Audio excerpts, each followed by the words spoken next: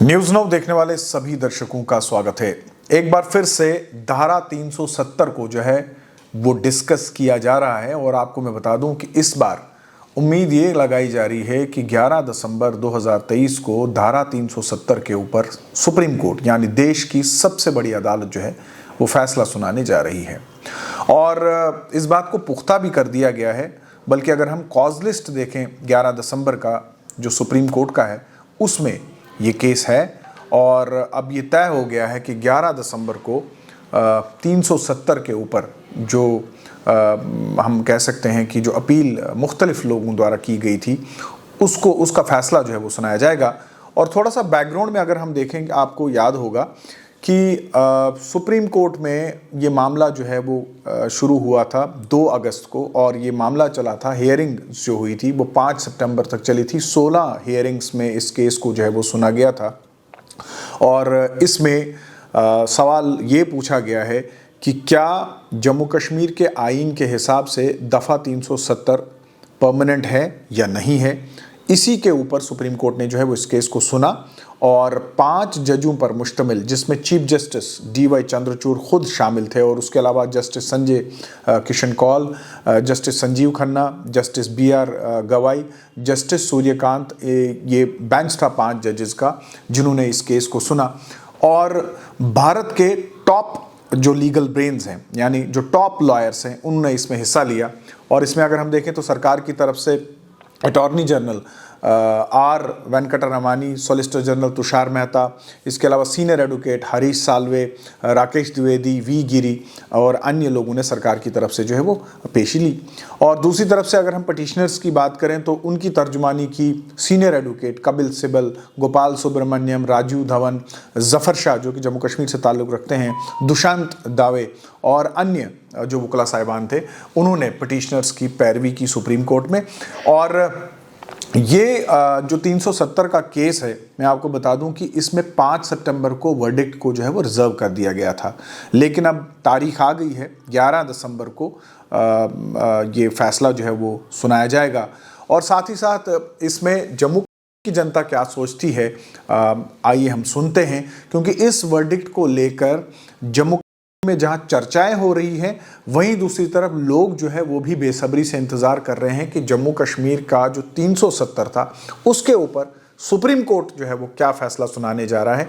इस पर हमने प्रश्न किया जम्मू कश्मीर की जनता से, तो उनका क्या कहना था आइए सुनते हैं। जी मैम, मुझे ही नहीं पूरे जम्मू कश्मीर के लोगों को हमको इस चीज़ का बहुत सब्र से इंतज़ार था कि ये जो फैसला है सुप्रीम कोर्ट हम लोगों के हक़ में लाएगा, क्योंकि हम लोगों को उन्होंने कंसीडर करना चाहिए जो प्रॉब्लम्स हमारी हम इस टाइम पे फेस कर रहे हैं, ना कि स्टूडेंट्स बट पूरा जम्मू एंड कश्मीर।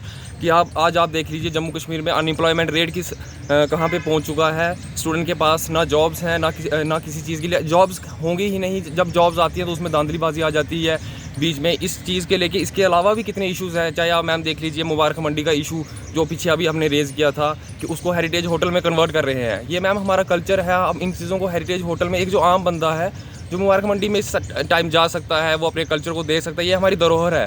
लेकिन कल को इसको हेरिटेज होटल में जब हम कन्वर्ट कर देंगे तो यहाँ पे एक आम व्यक्ति का जाना बिल्कुल टफ हो जाएगा, वो अंदर जा ही नहीं सकता इस चीज़ के लिए लेकर। दूसरी चीज़ ये डेमोक्रेटिक राइट जो हमारा जम्मू कश्मीर से इन्होंने बिल्कुल हमको, ना हमारी कोई रिप्रेजेंटेशन है, हम किसके आगे जाएं। अगर हमको कोई प्रॉब्लम भी आती है तो जो ब्यूरोक्रेट्स है, ना कि हमारा लोकल यहाँ का कोई नहीं है जो हमको रिप्रेजेंट कर सके, हमारी बात आगे रख सके।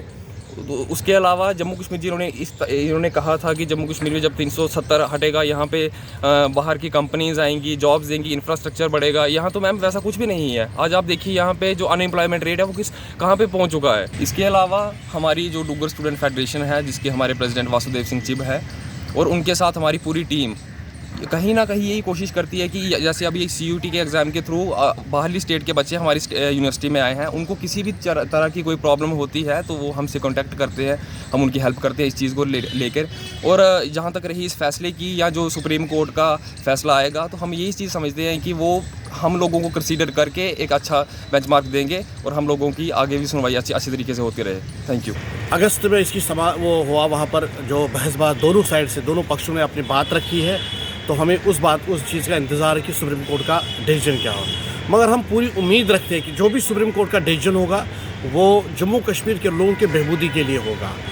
हम भी ये नहीं चाहते कि जम्मू कश्मीर में 2 विधान, 2 संविधान और 2 प्रधान होने चाहिए।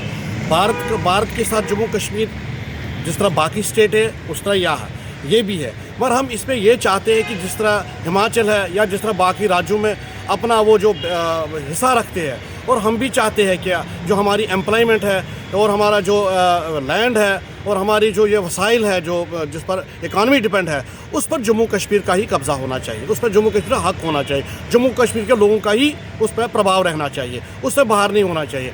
आप देख रहे हैं कि जितनी भी स्टेटें आज तक बनी है वो आगे कितना बढ़ी गई है। इसका वजह यही है कि धारा 370 को दूसरे तरीके से यूज़ किया गया। कुछ लोगों ने अपने पर्सनल यूज़ के लिए किया था और कुछ ऐसे पाबंदियां यहाँ लगाई थी कि यहाँ कुछ कोई आ नहीं सकता है। मुझे याद है जब Indira Gandhi national open university का रिजर्च सेंटर की ज़मीन 2012 में 2.25 करोड़ रुपए हमने जेडीए को दिए, तो मुझे सेक्रेटरीट में कम से कम 5 साल घूमना पड़ा उस ज़मीन के लिए। अगर 370 नहीं होता तो ये एक बहुत बड़ा मतलब एक इंस्टीट्यूट यहाँ खुलना था, वो टाइम पर खुलता। जिस तरह आज आप देखिए IIT है, IIM है, या इसके साथ साथ और भी कुछ इंस्टीट्यूशन खुल गए यहाँ, वो इसकी वजह से इनमें अब टाइम नहीं लगता है। अगर कोई जम्मू कश्मीर के कोई डेवलपमेंट की बात होती है उसमें ज़्यादा देरी अब नहीं लगती है। मगर हम इन चीज़ों पर दोबारा हम बोलेंगे कि हम सुप्रीम कोर्ट से ये उम्मीद रखते हैं कि जो 2-3 चीज़ों का वो ख्याल रखे, यहाँ की एम्प्लॉयमेंट का, यहाँ की ज़मीन जो लैंड का ख्याल रखे और यहाँ के कुदरती वसाइलों का ख्याल रखे। उन पर जम्मू कश्मीर का ये पहला हक होना चाहिए। उसके बाद अगर एक्सेस हो तो जिस तरह बाकी स्टेटें होती है उस तरह करें। बाकी ये जो दफ़ा 370 की जिन्होंने बात की, उन्होंने किस हिसाब से उसको बोला, किससे वो डिफेंड करने की कोशिश की, वो मेरे से ज़्यादा जानते हैं कि वो किस रंग से देगा। पर जब तक मैंने ये चीज़ें देखी है अपने में, ये हमारे लिए मान्य नहीं रखता था जो दफ़ा 370 इससे पहले था। 370 जो हमें स्पेशल स्टेटस मिला था वो हमें दोबारा मिलना चाहिए, क्योंकि उससे हमें फ़ायदा कम हुआ है, नुकसान ज़्यादा हुआ है।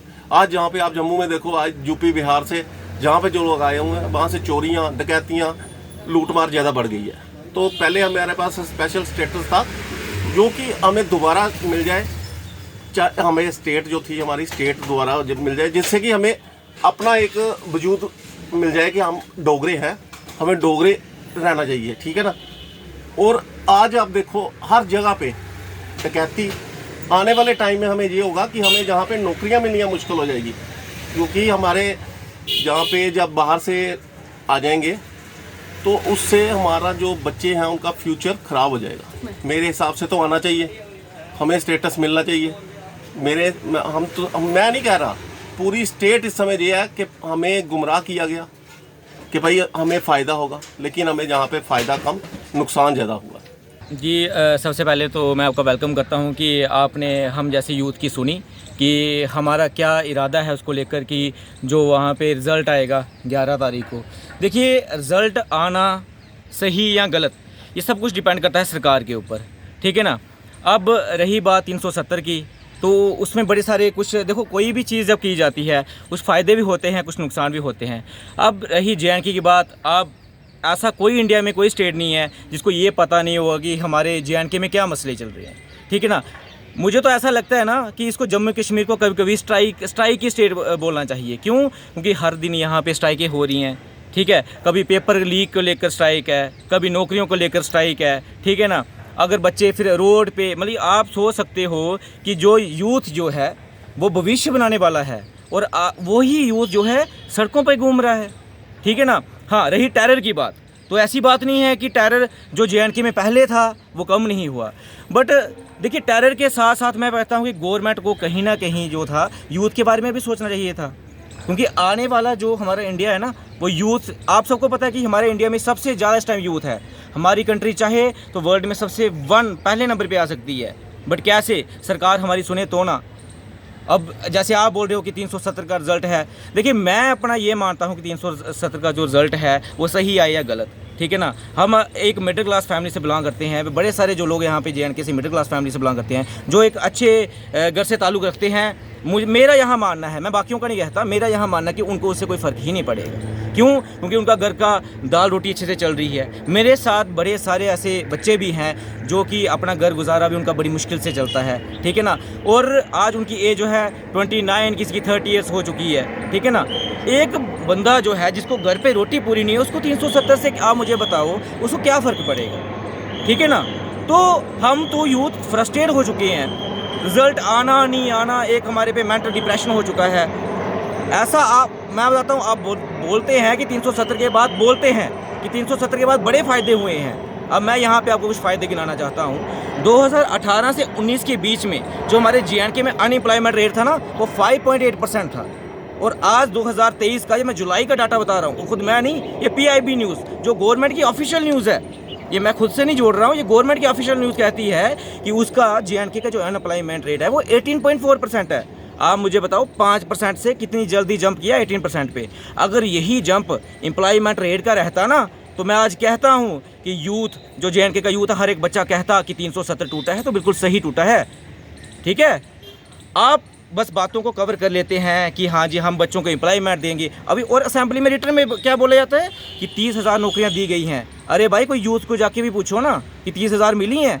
मैं कभी गिनाता हूँ, ये हमारे यहाँ ये 7,500 या 8,000 समथिंग ये कुछ नौकरियाँ वो 4th क्लास की थी।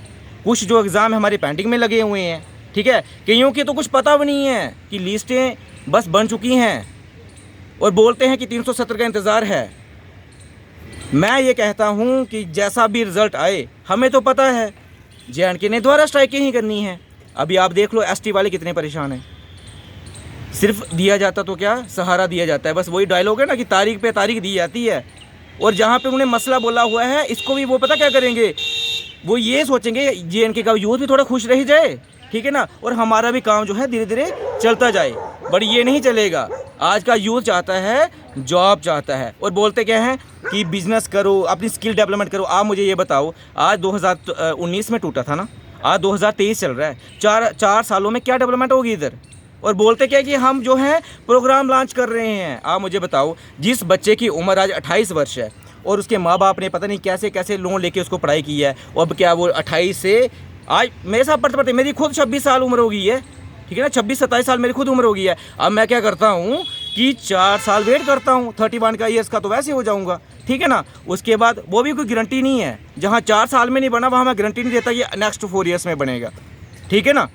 तो मैं बस यही कहना चाहता हूँ कि भाई 370 का जो मसला है, देखो हमारी तो कोई सुनेगा नहीं, सही है कि गलत है, जो है सरकार करा रही है। उसने अगर 370 तोड़वाना था वो तोड़वा भी लिया, ठीक है ना। और अगर उसको रिजल्ट पॉजिटिव लाना होगा तो पॉजिटिव ही ला लेगी, नेगेटिव लाना होगा तो नेगेटिव ही ला देगी, ठीक है।